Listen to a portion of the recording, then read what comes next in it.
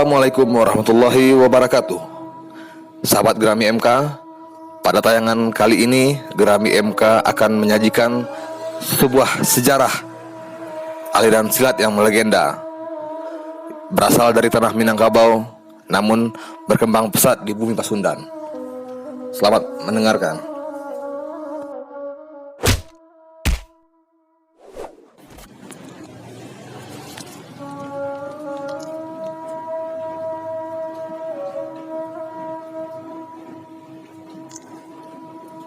Alkisah, terbetik sebuah sirah dari tanah Minang. Seorang pemuda rupawan berbudi menawan, lahir dari keluarga bukan sembarang. Darah bangsawan mengaliri nadinya, Pagaruyung. Pemuda itu bernama Muhammad Qasim. 1776 menjadi tarikh kelahirannya.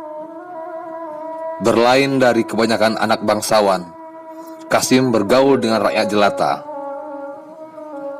Kegemarannya mendayung dan bertanding perahu.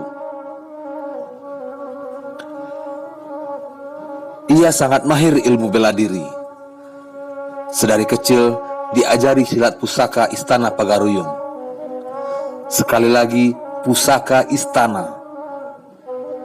Tak satu pun dari kalangan rakyat di luar kerajaan dapat mempelajari silat tersebut. Namun, sekali lagi Qasim berbeda. Baginya tak ada batasan dalam sebuah pelajaran. Persahabatan kentalnya dengan masyarakat di luar istana membuat Qasim mengajarkan mereka ilmu tersebut. Alhasil, pihak kerajaan muntab. Qasim diadili tanpa sempat membela diri. Dia dianggap bersalah, ceroboh, mencoreng sejarah. Berbagai fitnah pun dialamatkan pada pundaknya. Qasim diusir dari tanah Pagaruyung. Malang teraih ke badan diri Qasim. Sedih. Qasim butuh satu kata lebih pahit di atas kata tersebut guna menjabarkan perasaannya. Tinggallah ayah bunda, tanah kelahiran, serta handai taulan. Entah kapan kita bersua lagi, rintihnya di dalam dada. Ketar-ketir hati Qasim tak tampak dalam ayunan langkahnya yang teguh. Semua berhasil dikelabui oleh punggungnya yang tegap. Sebab Pandeka tak berjalan dengan bahu yang runtuh.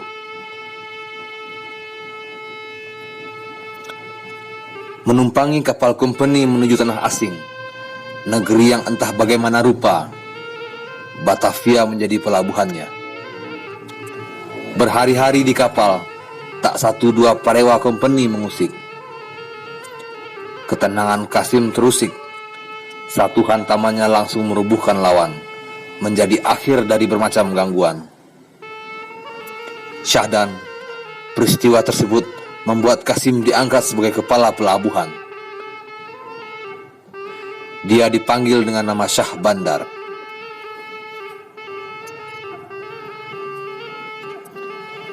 Selang sekian lama bekerja di pelabuhan, Qasim berhenti, memilih melanglang buana di Batavia, menjelajahi bermacam daerah, hingga berakhir di desa Karangtengah, Cianjur, Jawa Barat.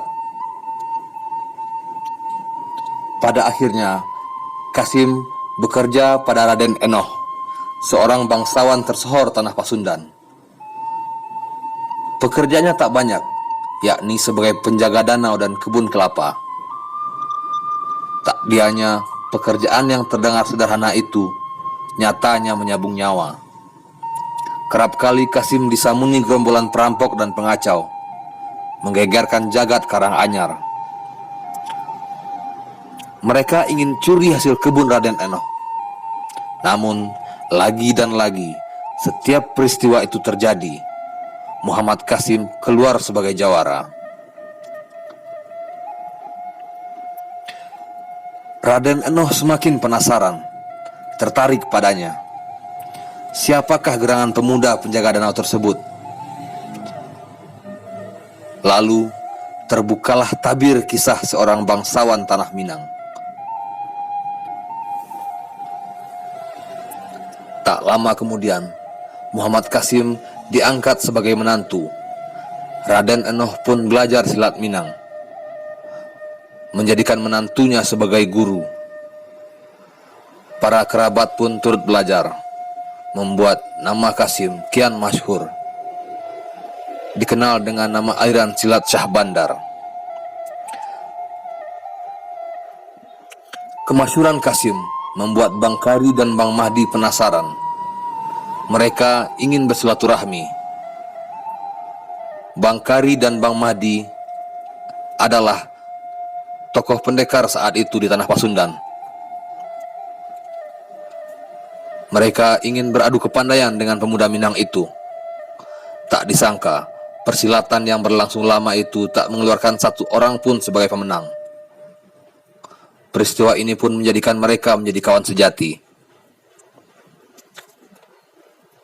Aliran silat Syah Bandar, gerakannya sudah jauh berbeda dari silat asalnya di tanah Minang. Sebab Muhammad Qasim senantiasa mengembangkan ilmu bela dirinya. Silat ini juga dipengaruhi oleh tarekat Naksabandiah, serta tokoh-tokoh silat tanah Betawi dan tanah Pasundan, seperti Bang Madi dan Bang Kari, juga Raden Haji Ibrahim. Aliran silat yang dikembangkan Muhammad Qasim tersebut, hingga saat ini pun masih terus berkembang di tanah Pasundan, dengan nama Syah Bandar Kari Mahdi.